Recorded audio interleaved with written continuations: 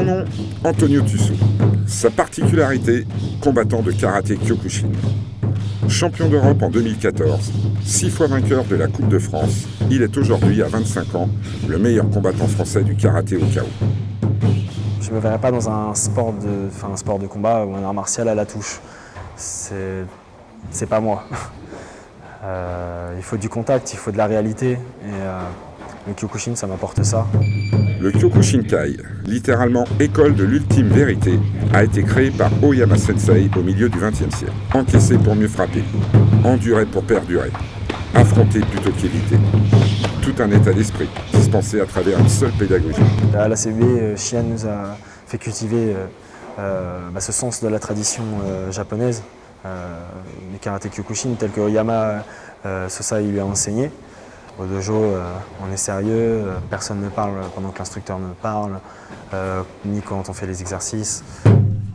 Shihan, le professeur, c'est Jacques Legray, 7e dan. 50 ans de karaté Kyokushin cette année. Élève d'Oyama au Japon, il fut l'un des pionniers du style en France.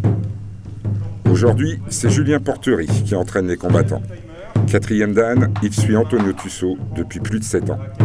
Antonio est, avec les années, relativement facile à entraîner, mais il a tellement d'énergie qu'au début, il était compliqué de pouvoir la canaliser dans la bonne direction.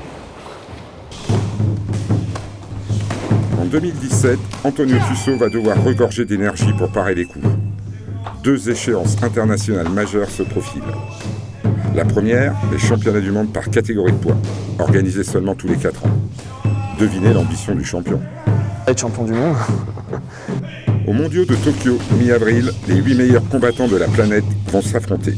Et il n'en restera qu'un. Dès son premier combat, Antonio Tusso sera opposé à son meilleur ami, le russe Zuborev, son tombeur en 2013. Je l'ai rebattu au championnat d'Europe en finale en 2014. Et là, il m'a rebattu à New York.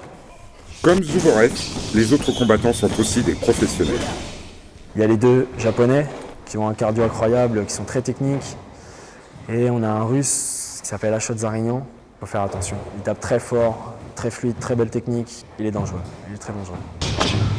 Ce combattant volontaire et spectaculaire, 1m84 pour 78 kg, enchaîne les adversaires dans la pure tradition du Kyokushin, pour endurcir son mental, pour développer sa résistance.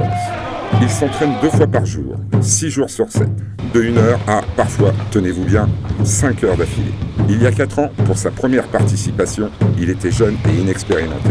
Pas cette année.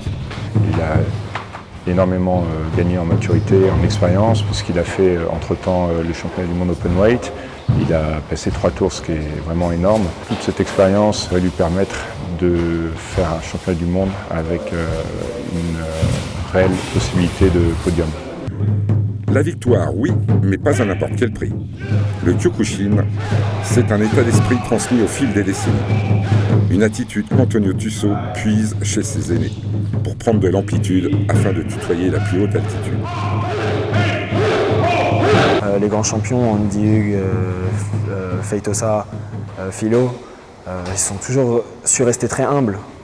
Et ça, c'est une part du Kyoku qui me plaît. J'aime beaucoup Ewarton Texera. Dans la victoire ou comme la défaite, il garde le même visage. Ça, c'est beau. Je trouve ça bien. Et il paraissait vraiment invincible et j'aurais voulu être invincible comme lui.